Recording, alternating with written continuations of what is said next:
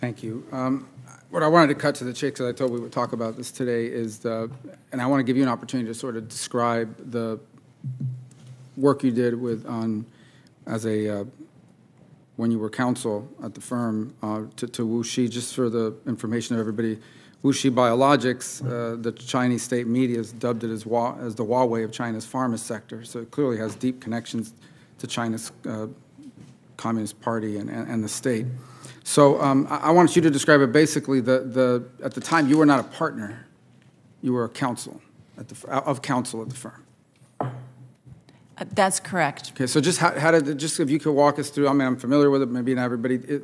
How does that happen internally? How did you get the work? Who gave you the work? What was it? What did it entail? How much was it? That kind of thing. Absolutely. Thank you, Mr. Vice Chairman, and thank you for the opportunity to meet and speak yesterday. To the best of my recollection, the matter that you're referring to came to me through a partner at the firm who asked me to work on it. I was a counsel at the time, who asked me to give the kind of advice to this company that I gave to a whole range of companies for whom I did work while at the firm, which was privacy compliance advice. In short, how to comply with U.S. Federal and state privacy laws, that the purpose of which is to protect U.S. consumer data. I did that work in particular for companies that handled health data, given a specialization that I developed in our statutes, our state and federal laws that protect health data. And so that was the kind of advice that I gave to this company on this one matter. I don't think I had any other interactions with the company. So this was somebody else at the firm, some partner's client, and because of your previous work, they asked you to help advise the client on how to comply with privacy laws in the United States regarding healthcare information. That's correct. How many hours did you bill on that? This was under 10 hours. I believe it was 7 hours, 7.1. Okay. And I also appreciate we did ask you about, in response to pre-hearing questions related to the current ODNI General Counsel's private sector representation of Huawei, you confirmed that you did not bill any hours in contribution to that representation while at the firm, but noted that out of an abundance of caution that you may have been part of an internal discussion related to a new or potential engagement for the company. Like I said, I appreciate your candor in mentioning it. Do you recall your contribution to that discussion? I'm sorry, Mr. Vice Chair, can you just repeat the end of your question? Yeah, so basically we asked you a question in the pre-hearing about the general counsel at the ODNI when he was at the same firm representing Huawei, and you noted that you did not represent that client, but that you said that out of an abundance of caution that you may have been part of some internal discussions related to a new or potential engagement for the company.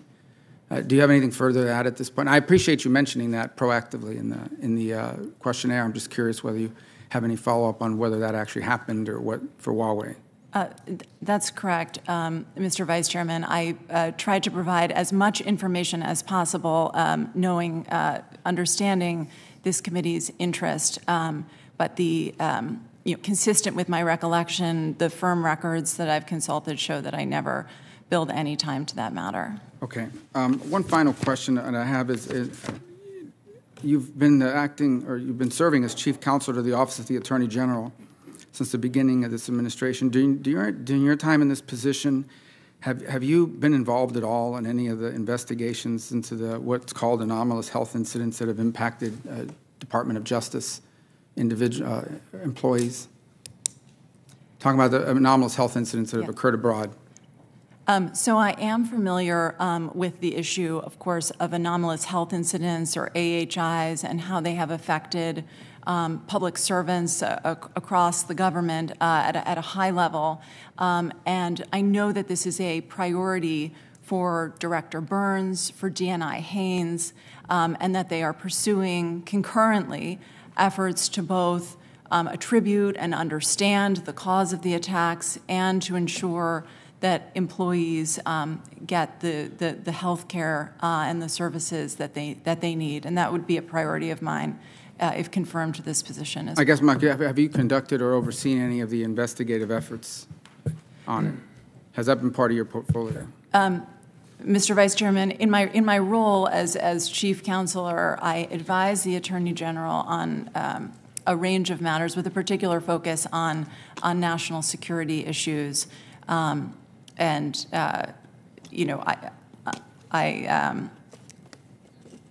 I'm afraid I can't get into sort of specific matters more than that. Okay. Well, we'll follow up in the appropriate setting. But again, I'm not asking for the details of the matters. I'm simply asking if you have been involved in those and overseeing any of the efforts on that matter. It's a matter of public record that the Department of Justice is interested in the matter. Yes, Mr. Vice Chairman, if I can just answer that question. It is a matter of public record that the department has taken its own action to ensure that it complies with directives to appoint people internal to the department to handle complaints appropriately. But I don't have much more to say about the department's own handling of AHI matters. I'm not aware of further action that it's taken publicly on that. Thank you very much, Mr. Chairman. Ms. Heinzelman, welcome, and I very much